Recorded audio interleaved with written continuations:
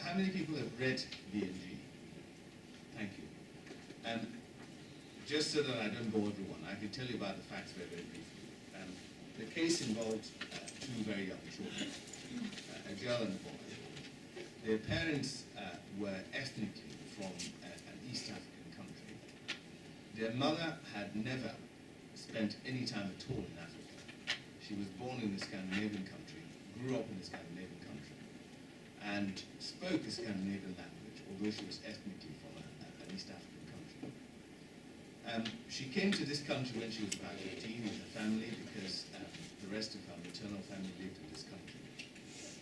And within a short time of reaching maturity, an arranged marriage, I say arranged in the sense that it was an introduction to my client, was made. He was substantially older than this very European girl. They had two children, but she suffered from mental health problems. And the proceedings were actually precipitated because she had abandoned the girl in the center of a northern town. And the children were therefore taken to care as a result of the fact that she had mental health problems. The children were placed with a very experienced foster mother. And the foster mother had concerns about the girl's genitalia, which to her looked rather unusual.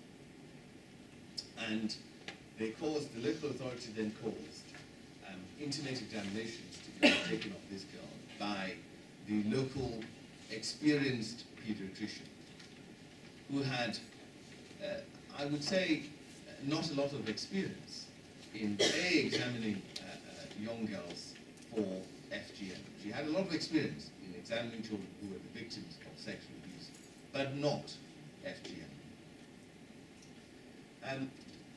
Within a short time, the local authorities' threshold criteria for those who are family lawyers, these are the charges that they make against the family, were altered to include the allegation that the child had been subjected to FGM, because the pediatrician's conclusion was that she'd been subjected to some form of FGM.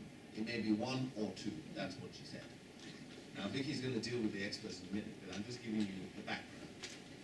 The child was then examined jointly by the pediatrician and a specialist midwife who had significant experience and accolades for dealing and working with women who were survivors of FGM, but no pediatric experience, or very little pediatric experience. She formed the view that the child had also. It wasn't. No, it wasn't. It wasn't. Couldn't have. Anyway, the child was the midwife agreed with the pediatrician that the child had been subjected to FGM, but they were not in themselves very clear as to which type of FGM the child had suffered. She was under 2, so she was quite a small child, and one would imagine that she wasn't fully developed. I was then instructed on behalf of the father, and I was concerned that the evidence that was before the court was not as clear as should have been. So I made an application for those who are lawyers, under Part 25A, for an expert to be instructed. And we successfully applied for Professor Crichton, who is probably known to most people here. She runs, I think, the only pediatric FGM clinic in London, probably in the country. Yeah. And she was instructed. And she viewed the DVDs of both intimate examinations and formed the view that all the child's genitals were intact. She came to the conclusion that what was allegedly seen by both those other experts was in fact wrong. And when she saw them in an experts meeting, she persuaded them by showing them, demonstrating that in fact their conclusions were wrong. So that is the basis. And in order to understand this problem, you have to understand that the allegation was that the child had been subjected to type 4 FGM. So it would be the nicking, piercing, or something, a less invasive procedure. Sorry, Central. this case went on for a year. However, the switching from levels 1 and 2, which was the original allegation, only came a month before trial, to level 4. From the first two experts who were talking about levels 1 and 2, we had an experts meeting at the end of September with the trial starting at the end of October. That was the time when they agreed that had it occurred, it would be level 4. Yes. Well, the President said this, and I've quoted it because I think it's quite important. And for those who are local authority representatives, it's a very, very difficult job. Because not all of these children, obviously, are going to be taken into care. I mean, local authorities don't have that sort of resources. They don't have those resources to do it. Thank God. Yes. Otherwise we would. Yes. Local authorities need to be proactive and vigilant in taking appropriate protective measures. And I'm not going to read it. And he's saying quite clearly, we use all that we have in our armory to make sure that we deal with this problem. And we understand the problems that local authorities have in terms of resources. And we also understand the problem that health officials, medical professionals have with this subject, because not a lot of them are trained to be able to identify this problem. Now, experts now, that's Vicki's. That's mine, yes. I was, as Mr. Crane's already said, I was the solicitor for the children, so I'm instructed actually before the proceedings come to court. I'm there as they've been issued, and I think it was approximately 7 days before I was in court that I was talking about it, and I got some paperwork. And as Mr. O'Keefe has already alluded to, the case was put by the local authority at that first hearing about mum's mental health and the abandonment of that little girl. So we went to the first hearing, did what we needed to do, nothing was contested, got an interim care order, and my guardian, thankfully, went and saw the children that evening who were already accommodated in foster care. And I got the phone call at 8 o'clock at night, basically saying, oh my God, oh my God. Like, calm down, what's happened? And she told me what the foster carer had said. Now the foster carer was very clear, she told social services about this. So I called the local authority's legal team the next day and said, well look, this is what I've been told. And this is the start of how the lack of training and the lack of awareness, it shows my response from the local authority was, oh yeah, we knew about that, we just didn't want to make cuts. So there was a moment of silence before I maybe lost my temper a little bit. But the local authority's case was, well, we've got threshold and other issues.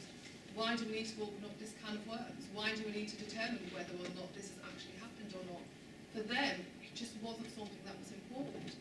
We'd been to court all day the day before, and nobody mentioned a dicky word about it.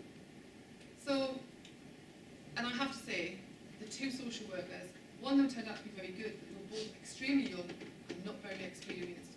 What they did have was an extremely experienced team manager who, again, I suspect, took the view, she was the one who took the view that actually this is not something that we need to raise with the other professionals. Had it not been for that foster carer telling my guardian that this was an issue, this issue would have never been raised within this case. Which is again, as I was saying before, it's about missing things, it's about children being missed. And this would have been an ideal case for that. Because as it turned out, historically there'd been a concern for the nursery that this child had undergone FGM. And they'd gone to the hospital, and the paediatrician who saw her there said, oh well, we can't say anything, so off you go. That was never mentioned, it only came out in the child's medical records as we got it. So on that basis, I issued an application for an FGM expert, which was opposed by the local authority. They didn't think that that was something that they wanted to pursue. We turned up to a hearing, we got transferred up to a High Court judge who shall remain nameless. And the local authority turned up to that hearing, and we're now sort of 2-3 months in. So, well, okay, we'll not agree your expert, but we'll have the local paediatrician look at it. And when I looked at her CV, she had one session of training in FGM in 2011. That was it. There was nothing else that she'd had. So we didn't agree with that, unsurprisingly.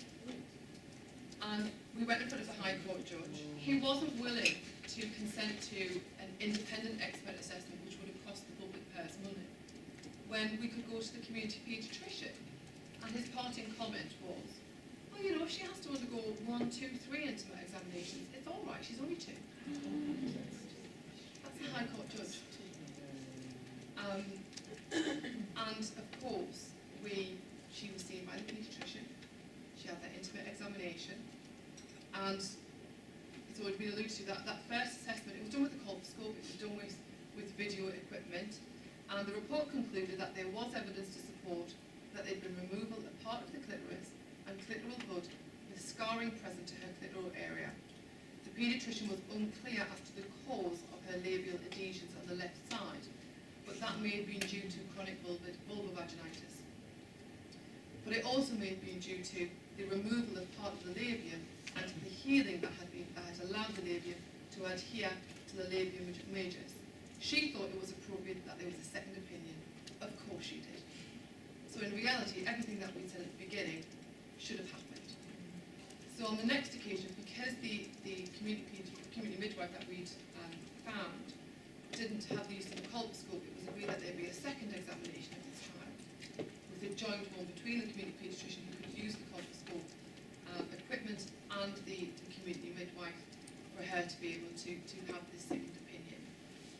The first assessment by the paediatrician alone was in February, the second was in April. So this child had to undergo this again. And I have to say, certainly from the videos that we saw, she was complicit. There wasn't any distress shown by her. It was something that she but that's not every child. And certainly had it been a child who found the process extremely distressing, then the fact that we had to have a second and then potentially a third intimate examination is just something that was unpalatable, certainly as far as the guardian and also on behalf of the children was concerned. So in respect of the community midwife, she was a FGM, reproductive and public health specialist. We had no issues and there was no doubt about her knowledge and expertise in aspects of FGM, its medical impact and also the consequences.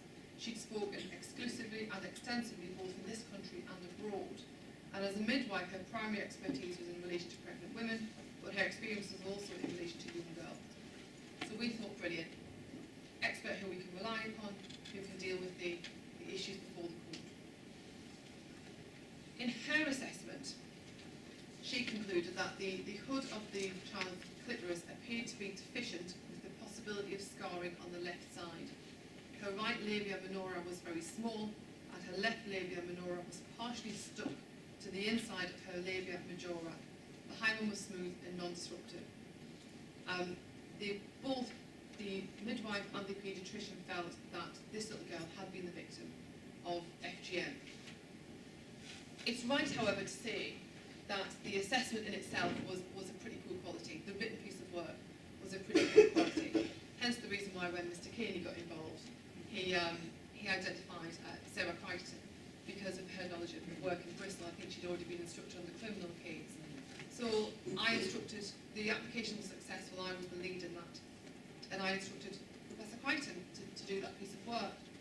And as it said, hadn't been started at the time, it started later on, I think by my understanding it was last September. She opened up the first paediatric gynecological centre that specialises in FGM. We only have 12 FGM centres in the country and 6 are based in London. The fact that we only have one specialist paediatric clinic again shows that certainly in our view, the lack of training, the lack of expertise from the medical professional's perspective in order to assess these children, in order to support these children is extremely lacking. Thankfully she agreed that she didn't need to see the child again, otherwise this little girl would have had to have undergone a third intimate examination. She said that she would be able to complete her assessment having observed the 2 DVDs that were taken in February and in April.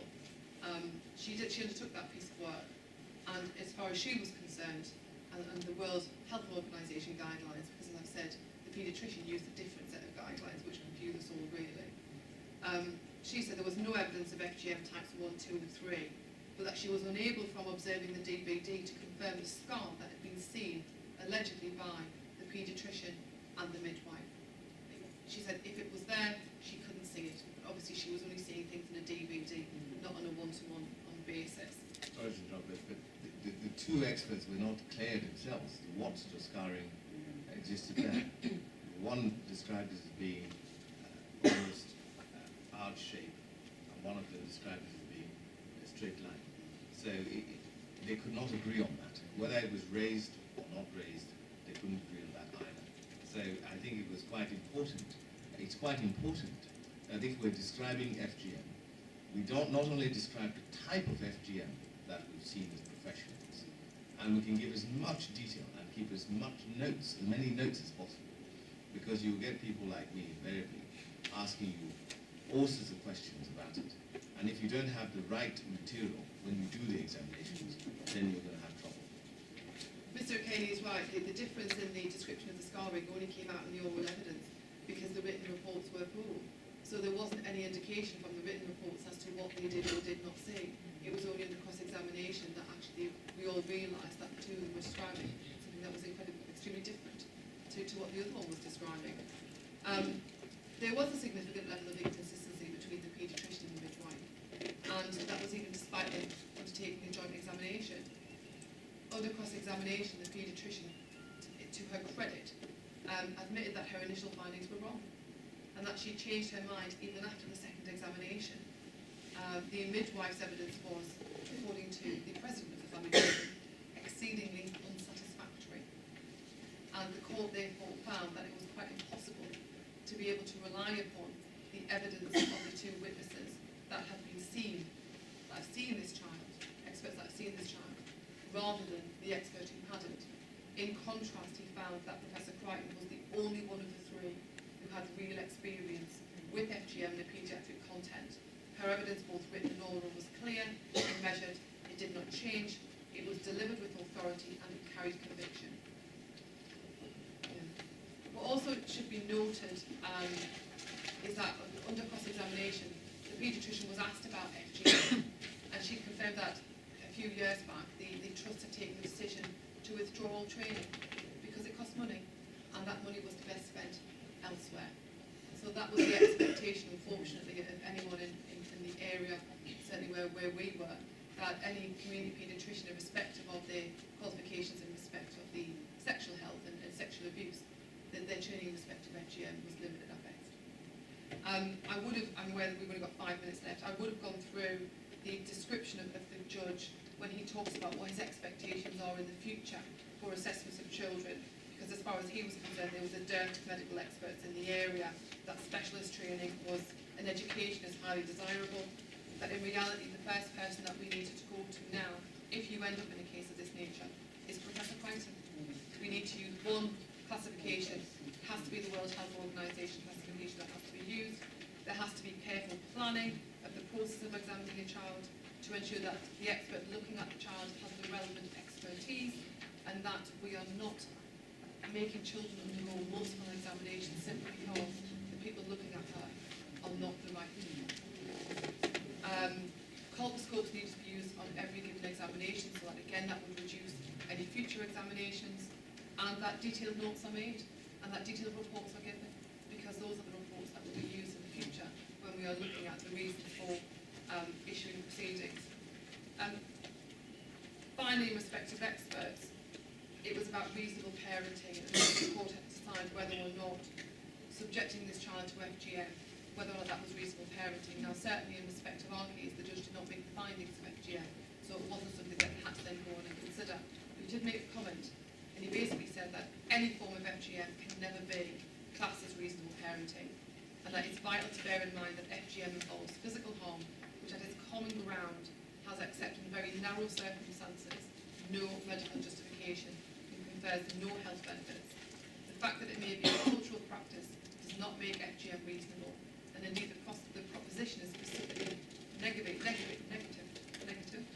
by Section 1.5 of the 2003 Act. The question, however, was, what happens if FGM was the only issue and there was a boy child within the family? He was very clear that there was no threshold in respect of that child. It is only the girl that there will be threshold in respect of, and therefore you then need to consider whether or not you take proceedings, whether you separate siblings, and then what decisions you make in the future. He left that hanging, thankfully, which was always a great assistance to us all. But certainly in any cases in the future, he said it's going to be very difficult if that is the only issue.